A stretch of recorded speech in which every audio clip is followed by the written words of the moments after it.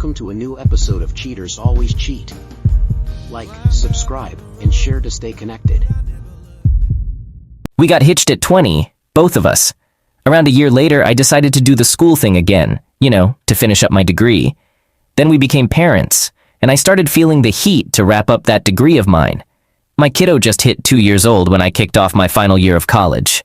2 semesters were all I needed to nail it, so in September of '93, my routine looked like this. I did a part-time gig from 3 in the morning till 7, stocking shelves at a store. Then a full-time gig, desk job at the police department, from 8 a.m. to 5 p.m. Tuesday nights were school nights, from 5:30 p.m. to 10, and I had school again on Saturdays, starting at 8 a.m. and ending by 2 p.m. Now my wife did the nurse's aide thing at the local hospital, clocking in from 8 a.m. to 3 p.m. Our little one was taken care of by my mom. The cool thing was, everything, school, our jobs, and even my parents, was all super close by. I'm talking no more than 10 minutes to get from one to the other. We had a darn good setup going on, making things work as best we could for what I was aiming to achieve. Right before D-Day, the weekend was a non-stop battle between us. It was spring of '94, finals week for me. If I could wrap up my papers and ace my finals by the upcoming Sunday, we'd be cheering for me finishing up my bachelor's in science and finally getting out of this intense 8-month grind. However, she was mad because I wouldn't take a break from studying to take her and our kid somewhere. She'd been griping about my work and school for a while now, and it had gotten so bad that we hadn't been intimate for 2 months. On this specific Monday evening, I was double-checking a research paper I'd finished on Saturday, due on Tuesday evening, while she kept picking fights non-stop. Finally, I told her to shut up and quit acting childish. She stared at me and just blurted out, "I hate you and I'm in love with someone else." Bam, just like that. I was floored. We argued for about an hour until she spilled the beans about what went down earlier that day during her lunch break at work. Apparently, for the past 2 months, she'd been caught up in an emotional thing with a janitor at the hospital. Well, it all started with him giving her compliments and just being around whenever she turned her head. Then things went up a notch to them having lunch together in the cafeteria, and after that, they began having regular sessions of bad-mouthing me to him. About 2 weeks ago, they took these complaint sessions to the car. She later admitted that during that time, they kissed twice. But today, things escalated to a full-on makeout session. It ended with her giving him a hand job while he was doing some stuff with his fingers, and they both went on about how much they loved each other. When she spilled this to me, I practically disconnected from reality. I mean, it's like I left this world for a moment. Later, I'll delve into more details about what was going on in my head that night. But for now, let me share what my wife wrote about that exact moment. It was weird. When I told him about what we did, I was kind of ready for some sort of explosion. But he just looked at me with the most awful pain you can imagine. Then it turned into something I can't even put into words. It was like he went blank. He turned away and walked into the bedroom, quietly shutting the door. I remember getting furious then. The jerk wouldn't even put up a fight for me? Right at that moment, I just felt like I'd made the right call and everything was going to somehow fall into place. I did it. I was finally breaking away from the guy who'd been ignoring me all these months. I walked back into the living room with a suitcase, walked past her, and headed straight out the front door. I recall her asking over and over, "Where the hell do you think you're going?" "Running back to Mommy's?" was one of the things she threw at me. I set the suitcase down in the driveway, went back inside, grabbed her purse and held it out, telling her to leave. That caught her off guard. She refused. So I lifted her gently onto my shoulder, carried her out the door, and set her on the car hood. Her surprise gave me the chance to dart back inside and lock the door. She tried to get in, but I held onto the deadbolt, and eventually, she left to crash at her parents' place. She let them know we were separating but didn't say why. That was a hell of a night. I rang up both jobs to explain a family emergency had popped up, and I wouldn't be making it in the next day. At some point, I drifted off to sleep. Update. I woke up at 7 and right away started figuring out how to cut down on contact with my soon-to-be ex, STBX.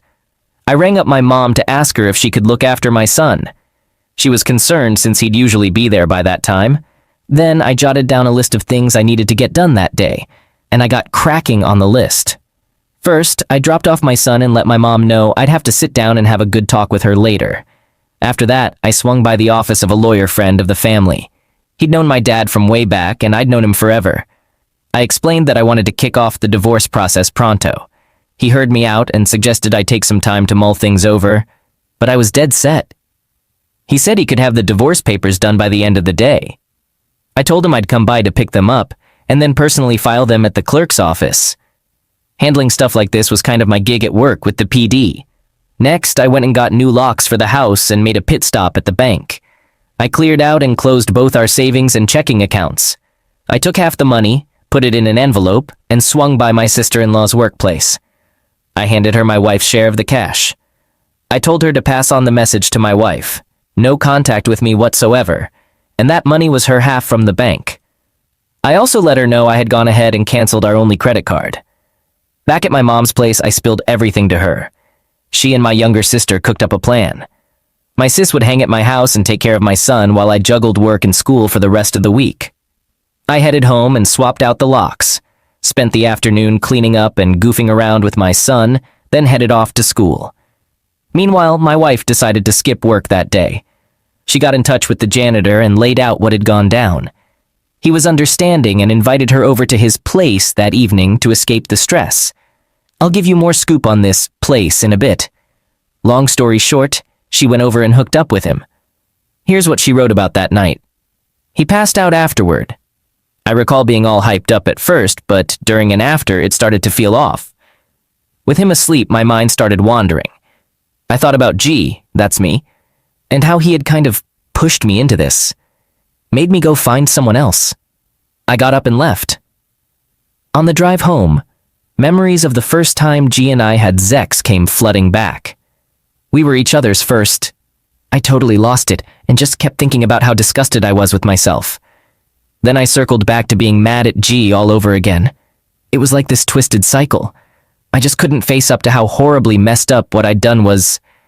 I convinced myself it was his fault. Update. The day kicked off just like any other. I headed to work, then got back home, took a shower, and had breakfast with my son and sister. My wife gave me a ring, wanting to sort out plans to see our son. She had this arrogant and spiteful tone on the phone. I let her know I'd meet up on Sunday at 1 p.m. and she could hang with him at a nearby park. But she wasn't having it. She was gunning for a weekend with him. I shut that down. She realized that having him stay at the house solved the whole babysitting issue. Both her folks were working, so she didn't push it further. She slammed the phone down. Off to work at the PD I went, and at my earliest chance, I swung by the clerk's office and got the divorce paperwork filed. Later in the day, a gal I knew there gave me a heads up that they were ready to head to the sheriff's office to get served. I called up a deputy I was familiar with and laid out the story, asking him to serve the papers to her while she was on the job. He agreed and said he'd do it the next day. Meanwhile, the STBX got back to work. Her janitor buddy swung by her spot and chatted her up throughout the day. Lunch wasn't doable that day, nor could they meet up in the evening. He claimed he had some commitment with one of his kids. He'd told my wife earlier on in the affair that he was divorced and had 3 kids. After work, she headed to her parents' place. Later that night, she called me 3 times, and each time I hung up the moment I realized it was her. Caller ID wasn't all that common in those days around where I was. Update. Following another night of heavy grieving, my day kicked off just like the previous one. I headed to work. As I got to my second job, I got a call from the deputy who was set to serve the papers. He mentioned he'd be there around noon. I said that was fine. Her lunch break was scheduled from 11 a.m. to noon. I sat at my desk making an attempt to focus on work. I was restless, getting up and heading to the bathroom about 3 times before I eventually threw up. I had to talk myself down and constantly remind myself that I was doing the right thing. Luckily, my wife hadn't reached out to me so far. 11 a.m. My wife meets up with the janitor for lunch. They slip away to his car in the parking lot and engage in intimate activity. Real classy. They clean up, return inside, and grab some food from the cafeteria for lunch. Noon. My wife heads back to the nurse station on her hall, accompanied by the janitor. They strike up a conversation with the RN in charge of the hall. 5 minutes later, the deputy walks in. He inquires with the RN about Kay, my wife. Kay speaks up, saying, "That's me." The deputy turns to her, and in a loud voice declares, "Mrs. K, you're being sued for divorce due to infidelity." My wife collapses onto the floor. Here's how she described the moment. When I heard that, this huge wave of shame and guilt hit me. It sunk in that I had wrecked my marriage, that G was actually going to divorce me. Part of me foolishly truly believed he wouldn't go through with it. I thought this was just another argument where I was trying to come out on top. It was some messed up thinking. Can recall the deputy physically lifting me and making me sit in the chair. There was screaming. It was coming from me. A, the RN, was trying to calm me down. T, the janitor, reached for my hand and I ended up punching him. He turned his head and my punch landed on his neck. I scratched him as he pulled away. A said I was shouting at him, going on about how he had ruined my life. Eventually, they managed to calm me down. The deputy mentioned that the janitor took off right away. She got herself together and went back to her shift, but A did a lot to cover for her. At 2:45 p.m., my wife was nearing the end of her shift when she got summoned to the hospital administrator's office. Fear gripped her. She figured someone must have reported her meltdown. When she walked in, the lady shut the door and wasted no time in telling her she was fired. She was instructed not to come back on the premise and that her final paycheck would be sent by mail. It turned out that someone had witnessed the rendezvous in the parking lot. They reported it. At some point, A had been brought in and shared the story about the divorce papers. The janitor had been called in for questioning, fired, and booted from the premises just an hour before my wife got fired. Word had spread throughout the hospital. She mentioned she just got into her car and drove over to her parents. At this stage, her folks still had no clue what was going on, just that she and I had split up, and things seemed pretty darn serious. At 5:30 p.m., I was having dinner with my son at home. My sister had gone out with her pals, so it was just us hanging out. The deputy had passed along the events from earlier, and I gotta say, it felt pretty satisfying knowing the impact. The fact that the janitor happened to be there was just sheer luck. I was surprised my wife hadn't been arrested for laying hands on him, but well, you can't have everything. Then a knock came at the door. In front of me stood a lady who couldn't have been more than 5 feet tall, and she was incredibly pregnant. She could barely stand up straight. She asked for Kay. I explained that she no longer lived here and wasn't coming back. She asked if I was her husband. I replied, soon-to-be ex-husband. I'd served her the divorce papers earlier that day. She introduced herself as D, the janitor's wife, and revealed she was carrying their 4th child. I invited her in to take a seat. She went on to explain what had gone down earlier, about her husband and my wife getting the boot and the whole messy situation. I felt like I might throw up. Who on earth was this crazy woman I had married? She also filled me in on the house where my wife had been meeting him. At that moment, if I could have found him, I would have killed him without a second thought. Not for my wife, but for the sake of humanity in general. This guy was a total piece of garbage. I'll tell you more about the house later. She asked me where my wife was, and I told her she was with her parents. After she assured me that she only wanted to talk to her and reveal the truth, I gave her directions. My son was still at the table in his chair, visible from where we were sitting in the living room. She praised me for being a great dad, handling the care of my son on my own.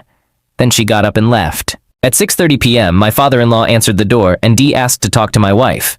Thinking she was one of Kay's friends, he went and got Kay, who stepped out onto the porch to chat. D introduced herself and let Kay know she just wanted her to understand the truth about her situation with the janitor. Turns out D and the janitor were still married and living together. D was in the 8th month of pregnancy, expecting their 4th child. Kay was already upset, tears flowing, and she kept apologizing again and again. But things were about to get worse. You see, the janitor and another guy at the hospital, along with one of their buddies, were involved in a twisted game. Their goal was to see how many married women they could sleep with in just 90 days. Before my wife, the 3rd guy was in the lead with 3 conquests. My wife became the janitor's 3rd. Oh, and the night he supposedly had something going on with one of his kids, he was actually with a 4th woman. D revealed that this lady he was with had been married for 25 years, and D was planning to inform her husband next. It turned out she was their neighbor. Now, about the house. It was a place they rented out to rendezvous with these women. D found out about this just 2 hours after he got fired. He came home, high and crying, and spilled everything, hoping to work things out. D left with the kids, telling my wife she was leaving him. Then she squared up her shoulders, slapped my wife hard across the face, and called her a dumb cow. Kay was in shock. Dee told her she ought to be ashamed of herself for throwing away her family. She told her how she had been at our place an hour ago, watching a loving man feed his son all alone because his wife was a stupid, selfish witch. My wife completely lost control and started crying, while Dee walked away, got into the car, and drove off. My in-laws checked on her once they heard the car pull away. She was pretty much in a daze. They brought her inside and were debating whether they should take her to the ER when she started talking erratically. My father-in-law thought she might be on some sort of stimulant. She began rambling about how awful she was and how she needed to fix things. They eventually managed to calm her down and got the full story. My father-in-law was deeply hurt.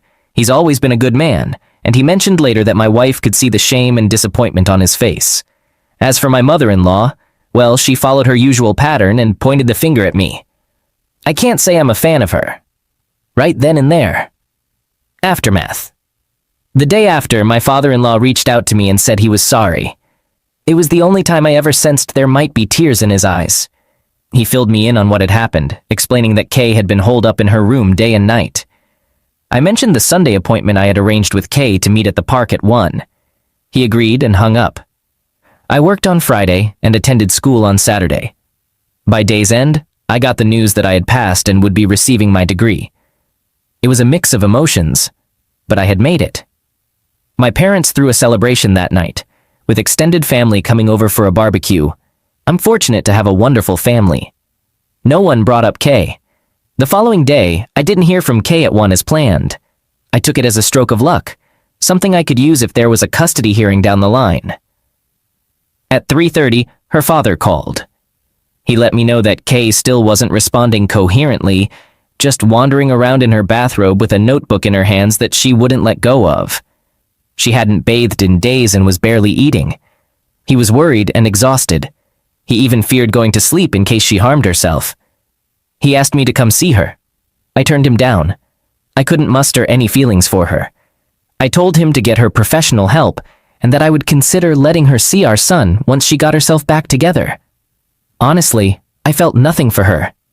That initial night had tested me, and I emerged stronger. I'll explain more later. I wasn't going to invest any care into her ever again. I didn't hear from her or her family for the next 2 weeks. Reconciliation. A couple of weeks had passed since my last conversation with my father-in-law. During that time, I quit my part-time job and was actively hunting for a new one. My MBA plans were on hold as I aimed to settle into a new job first. My son had been asking about his mother, and all I could do was reassure him.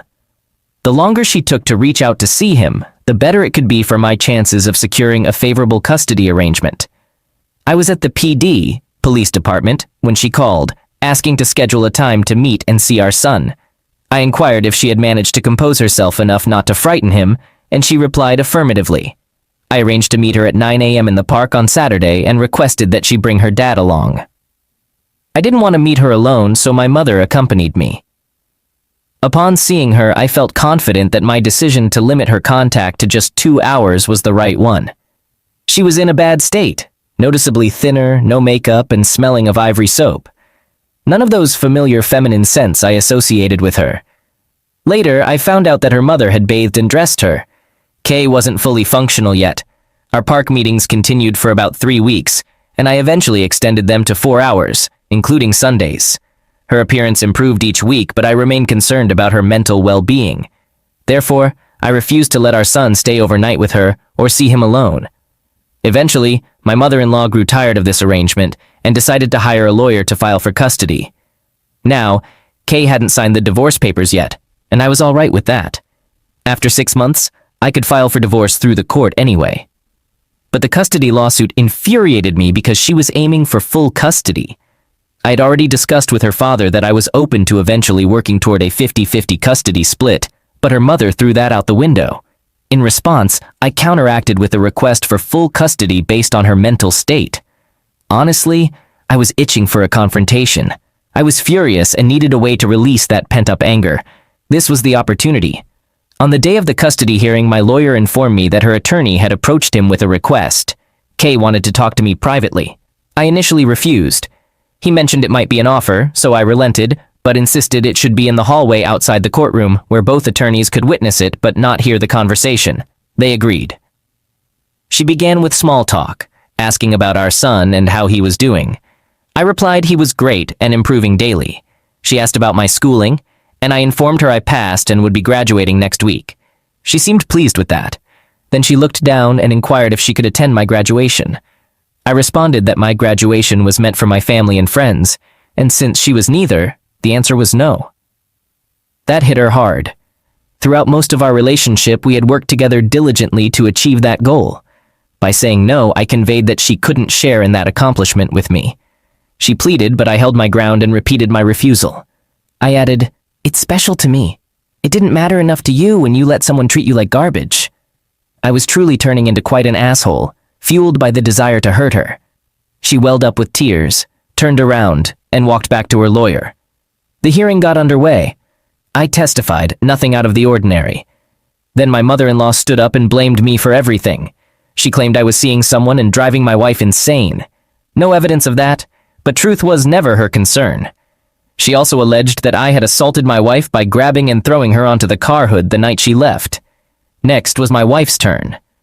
Kay started responding to her attorney's questions but stopped after the third one. She asked the judge if she could speak up. He suggested she confer with her attorney first, but she declined. He granted her permission. Here's what my wife wrote in her notebook. I remember feeling so sad as the hearing started. I listened to G presenting his side of the story and how he'd taken care of J, our son, all these weeks. I needed to make things right. Sitting there, I knew my mom was lying to shield me, but it was just one more lie on top of another. I'd had enough. I had to fix this. Kay then stated that she wanted to apologize to my parents, who were in the room. She also expressed remorse to her own parents. Looking at me, she acknowledged that I probably hated her more than anyone else right now. She admitted that everything that happened was her fault and that, at this point, she just wanted to salvage whatever was left of our shared history. Even if it was just to reach a point where I could look at her without disgust. Then she turned to the judge and expressed her desire to retract her claim, stating that she would accept any custody arrangement I deemed appropriate. I conferred with my attorney, and we proposed supervised 1-hour visits for 6 weeks, followed by weekends with him every other week, provided there were no issues. We adjourned. In hindsight, I think that's when I glimpsed a tiny hint of potential for us to be more civil to each other. Not a reconciliation, but at least a sense of mutual respect. The schedule worked well. By the 3rd week, our visitation time expanded to 3 or 4 hours, just the 3 of us, her, me, and our son. Although I wasn't exactly friendly, I relished observing my son enjoy his time with his mom. It was beneficial for them both. However, during the 5th visit, there was a negative incident. She unexpectedly hugged my right arm from behind while I was watching our son play. I panicked and yelled at her never to touch me again. She hugged our son and left in a hurry. The next week, we acted as if nothing happened, and she maintained her distance. Another month went by and we started discussing day-to-day matters more frequently. I had landed a new job with better pay, and she had begun nursing school. She started confiding in me that the janitor was persistently calling her and wouldn't leave her alone. She claimed she wanted to be honest with me in case I heard something. Apparently, she had asked him to stop bothering her, yet he still turned up at her parents' house one evening. Her father-in-law even threatened to harm him if he didn't back off. I told her I no longer cared who she was involved with. She insisted she wasn't sleeping with anyone and wouldn't until she was sure our family could never be repaired. I bluntly stated that it was never going to happen. 6 months after our separation, I brought up the matter of her signing the divorce papers. She refused. I reminded her that I didn't necessarily need her signature, but it would be easier if she complied. She proposed coming over to the house that night to discuss it. She offered to sign the papers that night if I still wanted a divorce. I agreed. When she arrived, she had these notebooks, those little black composition books that look like bound volumes. She told me she had begun jotting down thoughts the day after she received the divorce papers. She didn't exactly know why, but it seemed to provide some sort of solace. She told me she wrote down every single thing she could recall about what had occurred, delving into as much detail as she could muster. She wanted me to read it, but cautioned that it would hurt deeply. In those writings, she detailed her interactions with the janitor, what she said and did. I wasn't eager to go through it. She acknowledged the risk she was taking, but she felt the need to help me understand why she was so determined to salvage our marriage. Reluctantly, I read it. She was right. It was tough. The physical aspect wasn't explicitly described, but the way she discussed me and our marriage in front of him, that cut to the bone. The account I read that night also chronicled her emotional breakdown. The writing was chaotic and disordered. Yet, each day it improved bit by bit. Eventually, she started dissecting her actions and words, using it as her own form of therapy. One amusing part was when she recounted a bizarre notion she had, believing it would miraculously set things right. You see, she remembered she hadn't orgasmed with the guy, not even once. In her mind, if she didn't climax, then it meant she didn't derive any pleasure from it. Therefore, she had done nothing wrong, and I should take her back. She clung to that idea until she shared it with her dad, much to his discomfort, and he pointed out that it didn't work that way. Although reading her account didn't alter my decision, it did alarm me. I still had concerns about her mental state. Only after reading what she had written during those 2 weeks did I fully grasp the fragility of her mind. I agreed to give it more time, partly out of apprehension. This newfound courage in her led her to urge me to write to her. Sit down, put together a letter or something detailing what had occurred. She believed it would give her insights into how to support me better. I considered this proposal.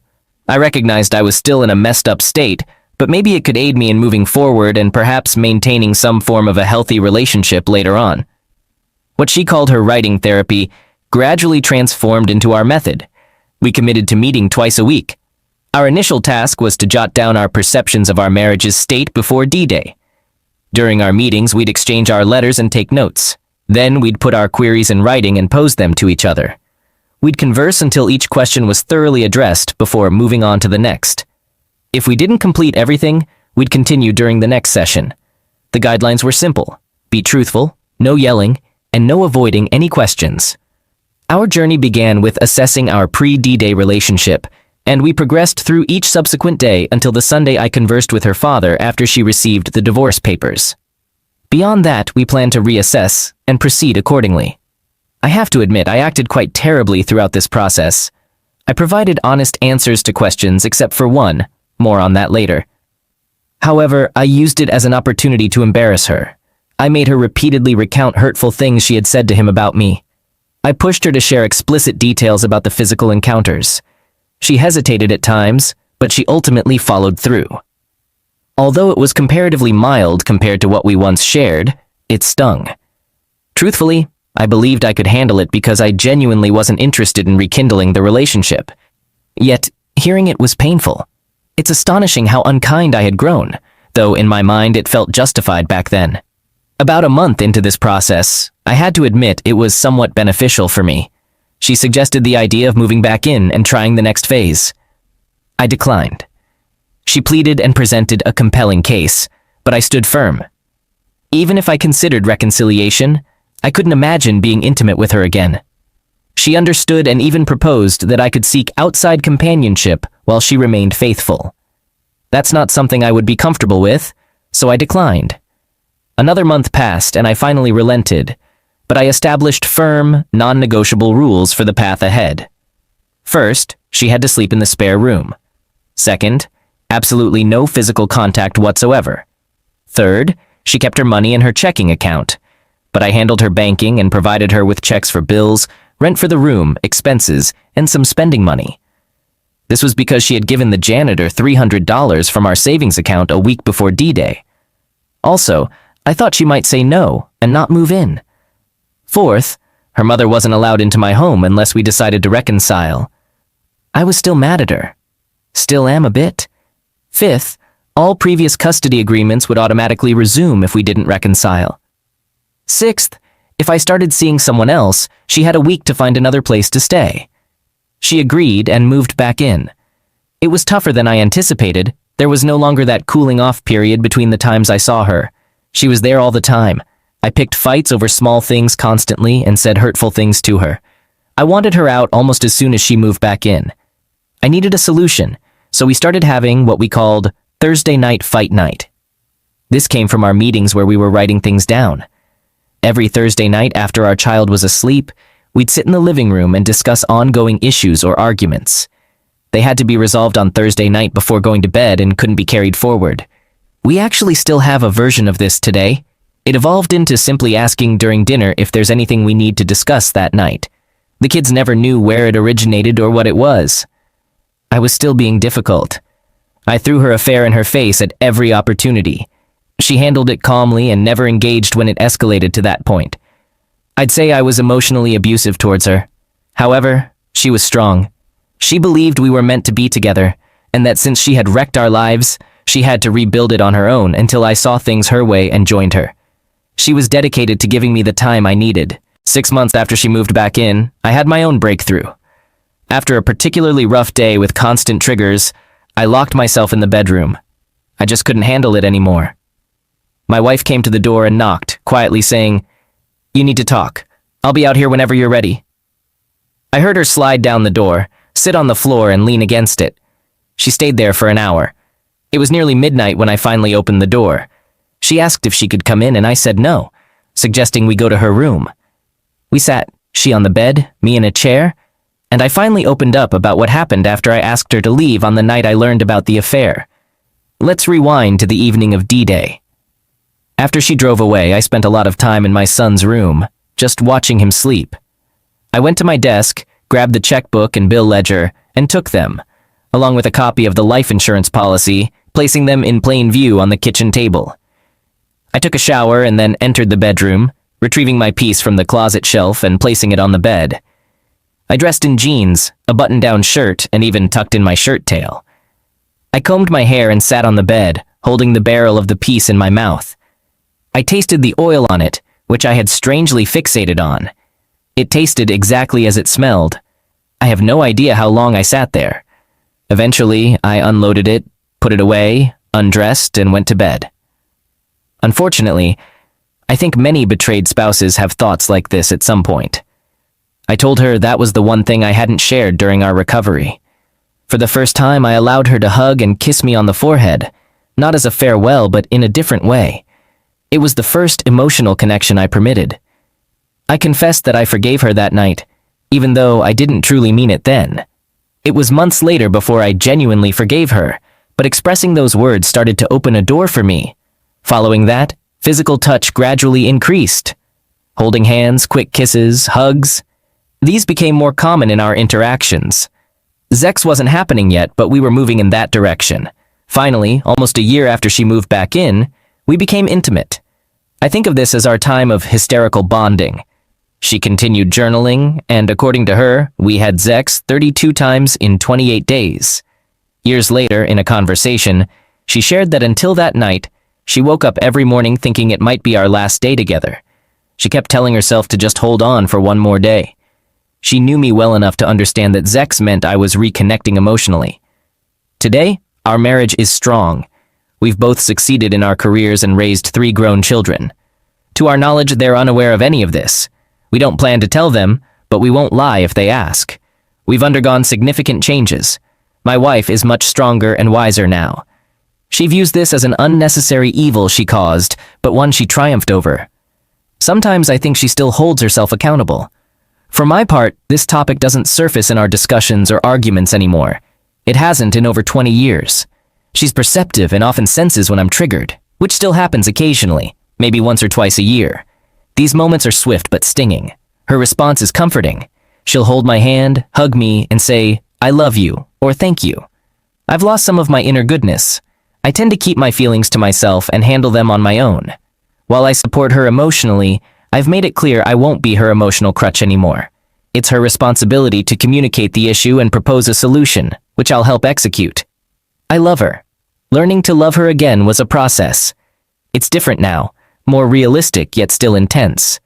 Like I mentioned earlier, I believe I had to relinquish a part of my goodness for her to become a better person. At this stage of my life, I'm content with that. I hope sharing this can help someone. Every situation is unique, but this approach worked for us, and I'm grateful for it. I'm not advocating for reconciliation, I'm advocating for self-care.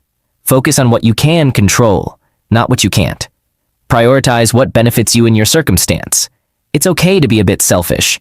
Then consider working towards becoming a united we in your relationship or marriage down the line. Look up the Serenity Prayer. Its words are profoundly true, in my opinion. And remember, this forum showcases the darkest days of our lives and marriages.